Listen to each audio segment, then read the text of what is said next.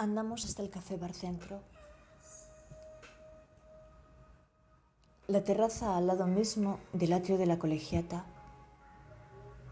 Ahí fue donde detuvieron al asesino de la peregrina de Nisien, un tipo del grupo de Carly que había estado hablando con Ege del trabajo de la israelí Neri Oxman en diseño ambiental y morfogénesis digital Neuma. Conoce todos los detalles acerca de este estremecedor suceso. Denise había dejado su trabajo en una empresa de Arizona y llevaba meses viajando por el sudeste asiático. Denise había visto The Way, el film de Emilio Estevez que protagonizó su padre y que es lo que comprende al final su personaje. Así que esos parajes tan espaciosos deben ayudarle a uno a encontrarse a sí mismo, pensó. Pero no solo había sido The Way, sino Salvaje, la novela autobiográfica de Shelley Strait, quien había excavado en su propia alma ese anhelo. Así que Denise había visitado Manila, Camboya, Singapur y después Francia, París, en donde había tomado primero un avión a Barajas y después otro hasta el aeropuerto de Noain, subiendo ahí a un coche con la hermana de otra pasajera con la que había intercambiado algunas impresiones en la cola de embarque. En ese trayecto, Denise les explicó que había elegido Pamplona como inicio del Camino de Santiago, porque no quería correr riesgos innecesarios, y los periódicos habían dado la noticia de unas fuertes nevadas que habían caído en la zona de los Pirineos y en Roncesvalles, recrudeciendo las condiciones de la ruta, y motivo que había llevado a perderse a varios peregrinos, como sucedía en The Way. Denise, en ese trayecto hasta el AC Ciudad de Pamplona, les contó que tenía muchos proyectos en la cabeza, pero también que estaba barajando la posibilidad de viajar a Lisboa para instalarse en ella, o bien como profesora de inglés, o bien como asistente en temas de exportación, ya que en ese tipo de empresas se solicita un inglés técnico. Después le escribirá un mensaje desde el hotel a esta mujer agradeciéndole la atención que había tenido para con ella. El mensaje decía: "What an amazing way to start my camino. What an amazing way to start my camino." El día 6 de marzo, Denise dejaba Pamplona atrás y emprendía el camino por el cansino ascenso del Monte del Perdón, el lugar en el que el camino del viento se cruza con el camino de las estrellas, y el punto en el que yo conocí a Francesca. Denise tampoco viajaba con móvil, pero ella, a diferencia de mí, solía conectarse a la red para colgar algunas imágenes de los lugares por los que iba pasando y también periódicamente para charlar con su hermano a través del Skype. La tarde del 4 de abril le escribió otra peregrina que iba por delante un último mensaje antes de que todos perdieran el contacto con ella. En ese mensaje lo único que decía es que al día siguiente tenía previsto caminar hasta el Ganso, donde sabía que podría hacer noche en un albergue medio decente.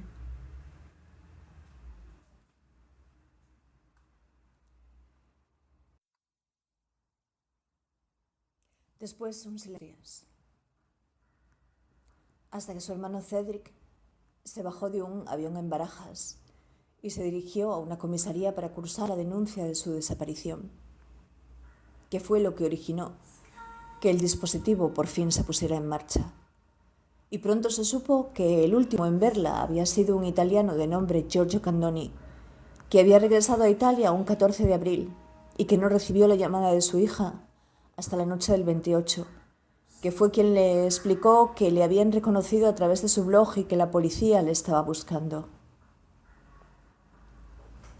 El italiano se puso inmediatamente en contacto tanto con la policía en Italia como con la policía en España y declaró todo lo que él sabía, que llegó a Astorga en la tarde del 4 de abril y después de haber vivido el Viernes Santo en León, que se registró en el albergue privado San Javier, porque era el que ya conocía, el albergue en el que ya había estado en una anterior ocasión. A Denise se la encontró aliviando su dolor de pies con agua tibia y sal, mientras disfrutaba de los últimos rayos de sol de la tarde y se presentaron. Él disculpándose por su limitado inglés, ella por su inexistente italiano, y supuestamente congeniaron enseguida porque hicieron planes para cenar juntos. Él se fue después de dejar su ropa secándose y anduvo por entre las calles de Astorga hasta que llegó la hora de la cena, en la que pidieron bacalao y setas, mientras el cansancio del día les iluminaba e iniciaban una conversación difícil. Giorgio tiene que esforzarse muchísimo en encontrar las palabras adecuadas, pero Denise se esforzaba igualmente en entenderlo, algo que por otro lado es bastante común en el camino, o eso le parece a nuestro interlocutor, que nos pregunta si en eso no estamos todos de acuerdo. Así que fueron capaces de intercambiar impresiones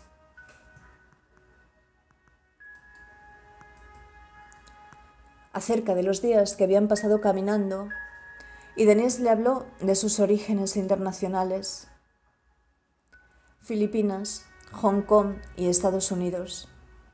Denise, que era fuerte y luchadora, independiente y estaba muy unida a su familia, mientras que Giorgio le hablará de su hija recién casada, de su esposa y de su 40 aniversario, que habían celebrado con un viaje a Barcelona, y esto último algo que causó un gran asombro en Denise, porque ¿cómo era posible? No sabremos nunca si se preguntó o le preguntaba permanecer 40 años con la misma persona.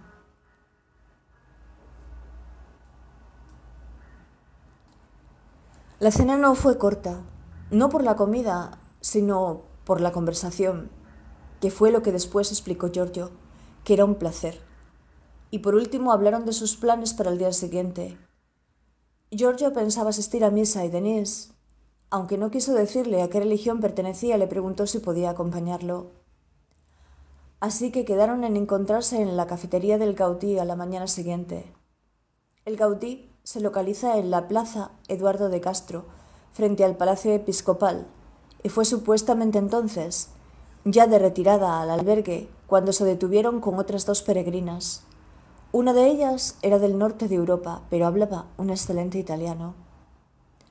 Así que a la mañana siguiente los cuatro estuvieron desayunando juntos, y fue él quien les descubrió, en su italiano, la posibilidad de visitar Castrillo de los Polvazares, porque él había realizado ese desvío en el camino que habían dado con su esposa, pero solo a Denise pareció interesarle. Después de ir a misa en la iglesia de Santa María, vieron el final de la procesión entrar en la catedral. Giorgio se iba de cabeza a Rabanal. Denise caminaba lentamente en su misma dirección. Ella le dijo que no quería forzar sus pies y que necesitaba reunir sus pensamientos. Después de 100 metros, al girarse el Leopoldo Panero, ya no la vio más. Miguel Ángel Muñoz Blas, de 39 años, a finales de ese mes de abril o a principios del siguiente entró en una tienda de bicicletas de Astorga buscando una cubierta nueva. Miguel Ángel Muñoz Blas, MAMB, era para casi todos retrotraído, huraño y siniestro, antisocial, pero eso día atijó al escucharlos. Esa ya está enterrada. MAMB había comenzado a trabajar a los 14 años en la empresa cárnica de su padre. Repartía el producto o sellaba los cerdos.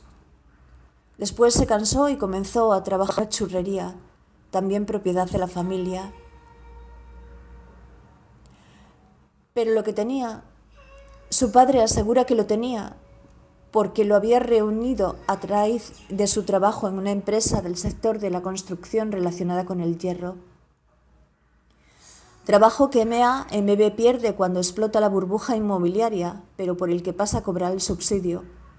Y después encadena a ser peón de albañil con operario de parque acuático hasta terminar recogiendo animales abandonados para una protectora.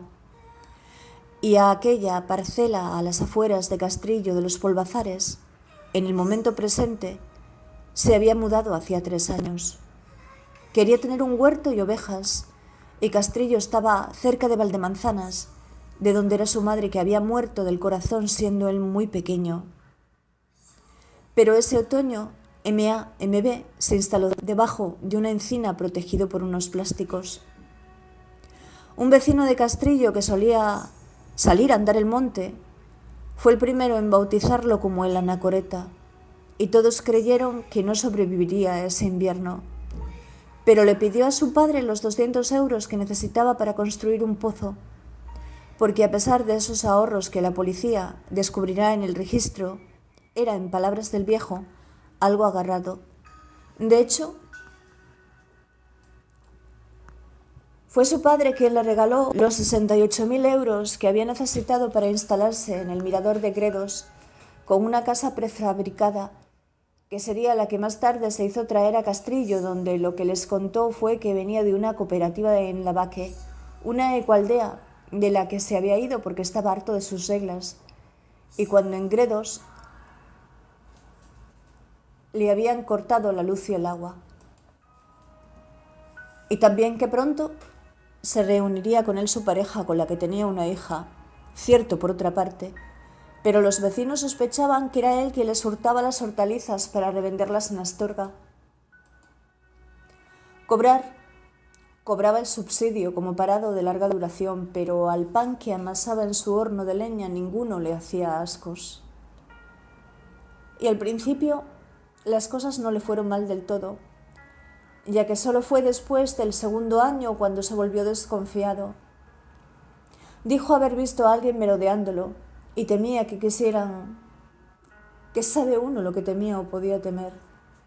Pero comenzó a colocar tablones con clavos que aseguraban el perímetro y se proveyó de algunos puestos de observación que luego dijeron que servían para vigilar el paso de los peregrinos. En la hoy de Astorga todos recibieron una gran sorpresa, porque MB estaba tratando de conseguir el certificado de ESO, y nunca faltaba esas clases para adultos en la tarde, siempre pedaleando.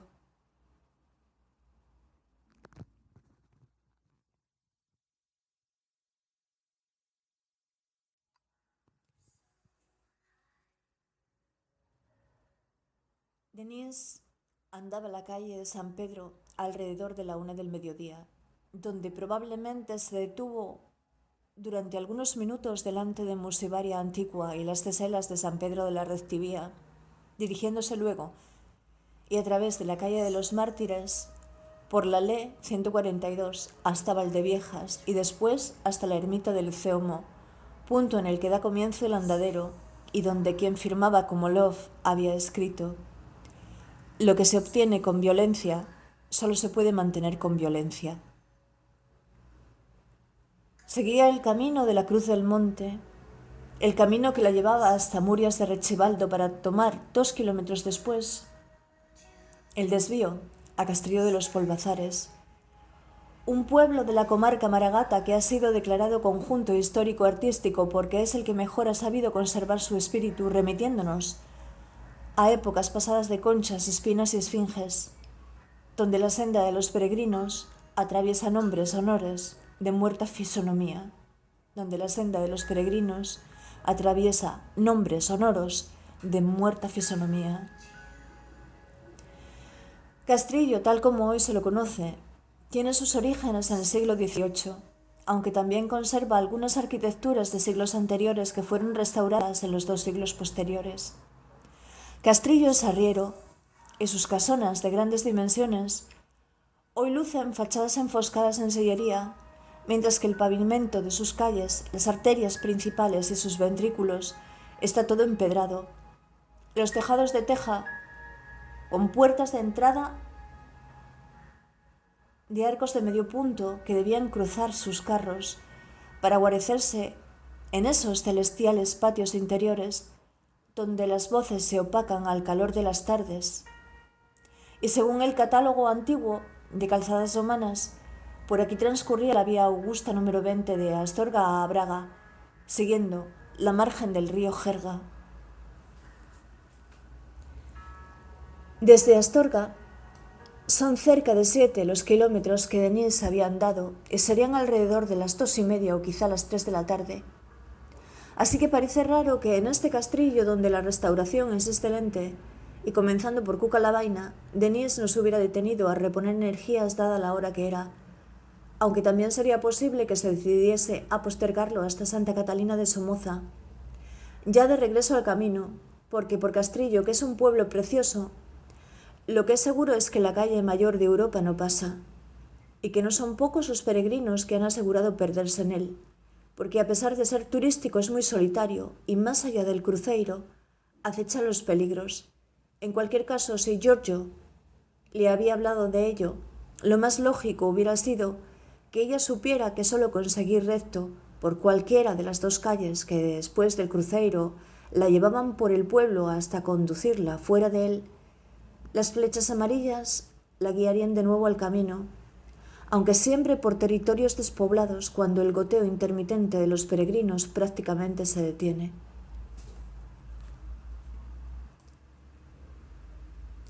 Dicen que MAMB, Miguel Ángel Muñoz Blas, pudiera haber pintado algunas flechas falsas con objeto de confundir a los peregrinos y desviarlos de su ruta hacia su guarida. Y eso es lo que pensará la fiscal María Tornadijo.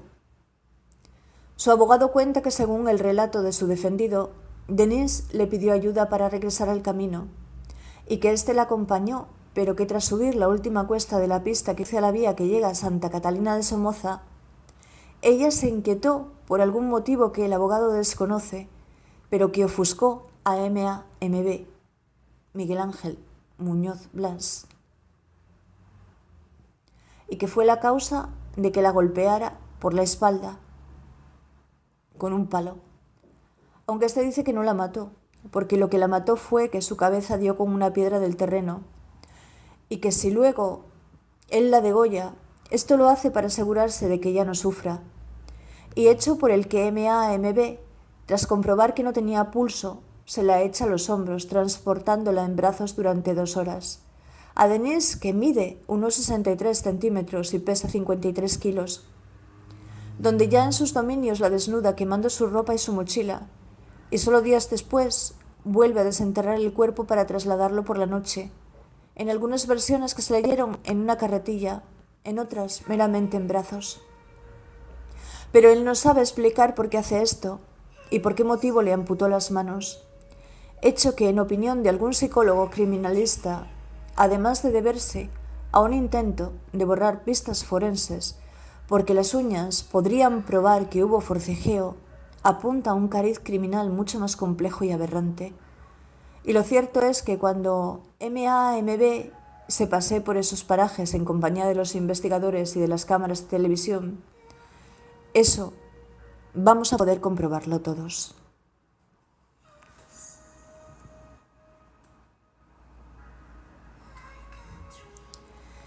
En Astorga, su hermano Cédric Cien se niega a aceptar que la desaparición de Denis pueda tener algo que ver con la decisión personal de desaparecer, y muestra al mundo algunos dibujos que Denis había venido realizando, estudios artísticos de gran calidad.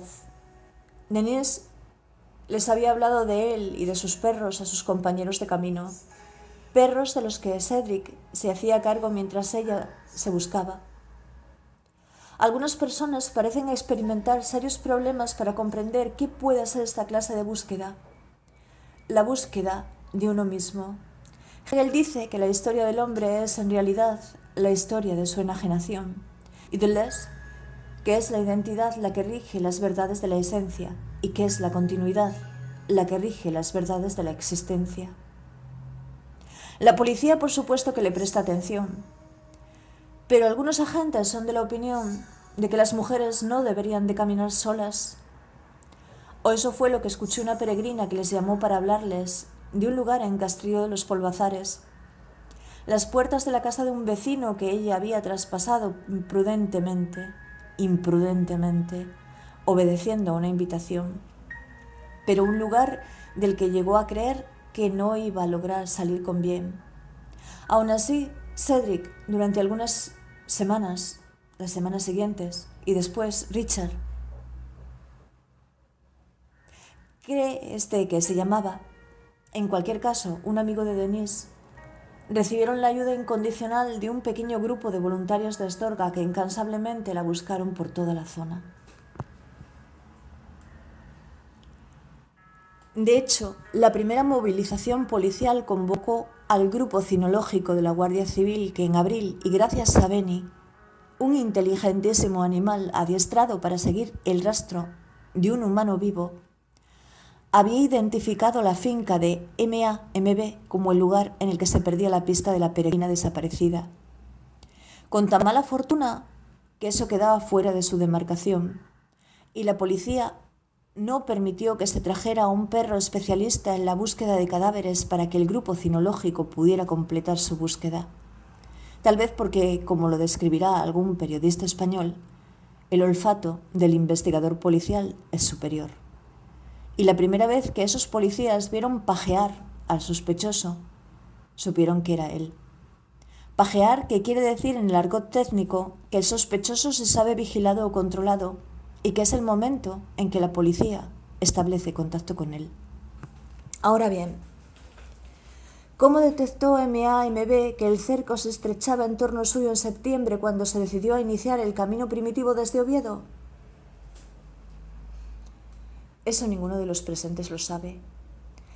Pero aquí hay testigos de cómo fue que le encañonaron para subirle a un helicóptero que le condujo hasta Astorga, donde mucha gente se había congregado para verle, y presente continuo en el que él se experimentó vulnerable y expuesto.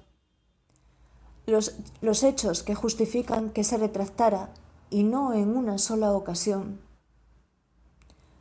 Romano Guardini, en la aceptación de sí mismo, se expresa así acerca del arrepentimiento. El arrepentimiento es una de las más poderosas formas de expresión de nuestra libertad. En él nos enjuiciamos a nosotros mismos, poniéndonos contra nosotros mismos y del lado del bien. El arrepentimiento no puede hacer que no haya ocurrido lo ocurrido. Intentarlo sería una mentira. Más bien descansa en la verdad, esto es, la comprensión de que yo he hecho esto o lo otro, pero esa verdad se convierte en punto de partida de una nueva conducta y recibe con eso un carácter nuevo. Nuestra vida solo es definitiva después del último aliento. Hasta entonces puede cambiar de carácter todo lo ocurrido, lo peor como lo mejor, al tomar posición de nuevo ante ello, sacando las consecuencias que nos son posibles. Nuestra vida entonces es aquello que esa toma de posición le hace ser.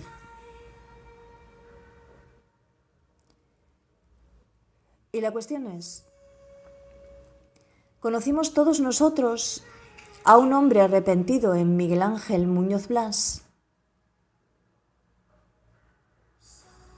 En el juicio preliminar es evidente, o eso nos comunicaron los medios, que lloró y dijo que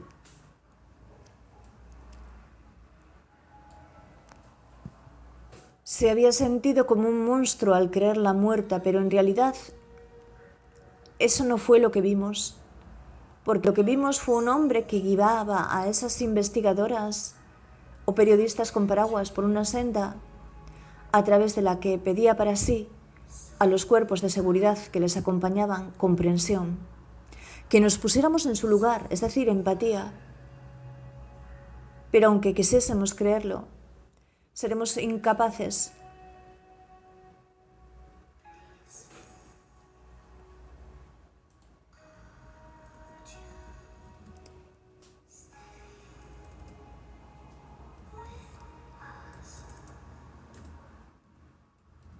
de considerar que en algún momento se arrepintió.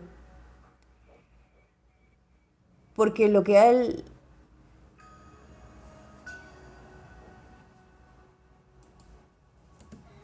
le parece inconcebible realmente es como, a pesar de todo, de las patrullas y la supuesta infalibilidad de los perros adiestrados y de los helicópteros, cómo pasando tan cerca del cadáver, los cuerpos de seguridad se demostraron incapaces de localizarla. Y en eso es en lo que hace una y otra vez hincapié. Pero no explica dónde recogió el palo con el que la golpeó en la sien derecha, ni dónde enterró sus manos. Sí, ¿por qué las enterró y por qué se las cortó? Porque no quería ser descubierto. Pero no, Denise no muere cuando él la golpea porque ella desconfía en un momento dado y se enfrenta a él. Denise muere porque él la estaba arrastrando fuera de la senda. Porque tal vez MAMB la creyó muerta en un primer instante, pero luego nos dice que no lo estaba, que solo estaba agonizando y que sufría.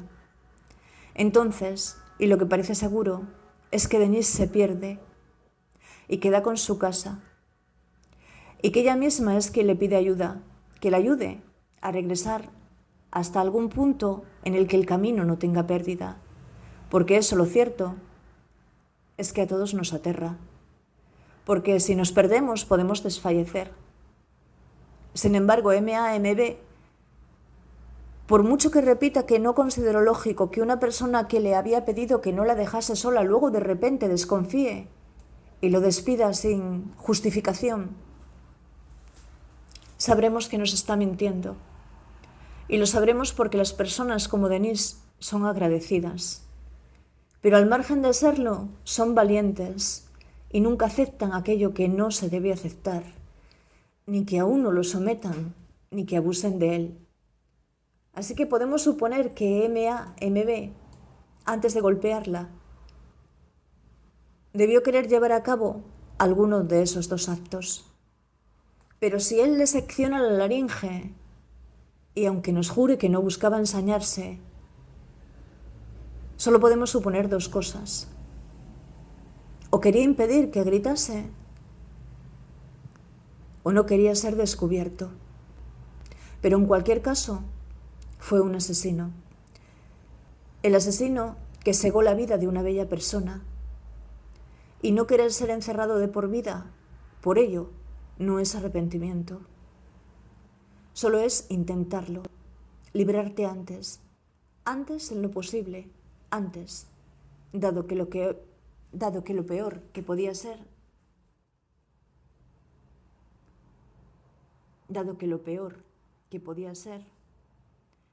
ya había sido.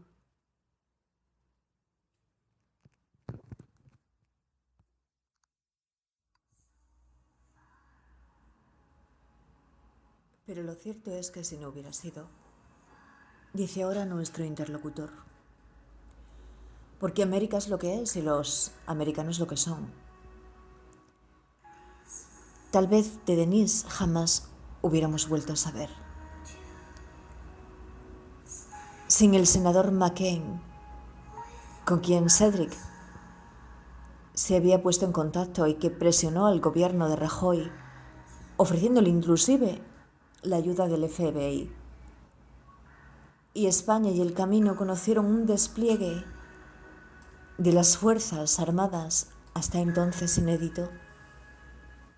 Pero hechos estos por los que nos acabarán considerando que existen desaparecidos de primera y de segunda y tercera clase. Aunque si algo facilitó esta detención, fue el error radical que MAMB cometió al cambiar a euros una cierta cantidad en dólares.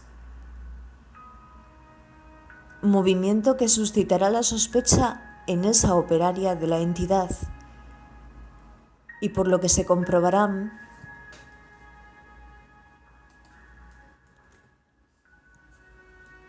los números de serie de esos billetes.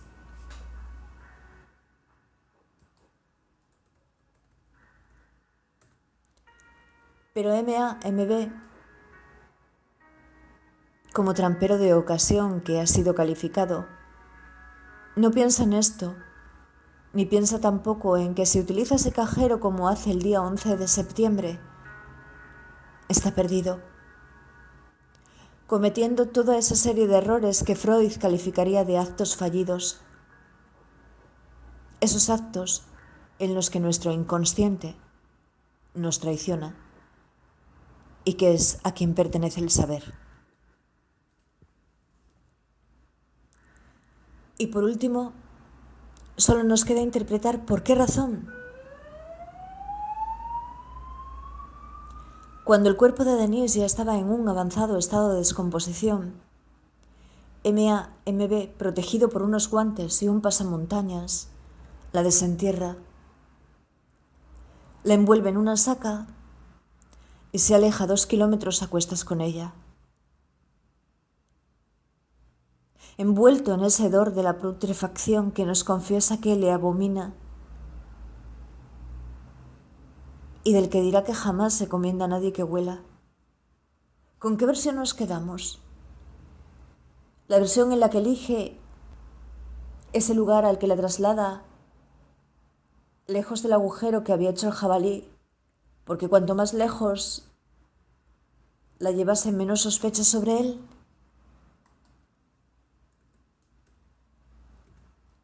O la versión en la que afirma que pasaron los meses, se sentía muy mal a gusto consigo mismo y quería que ellos la encontraran. ¿Y en qué más nos miente? MB, Miguel Ángel Muñoz Blas.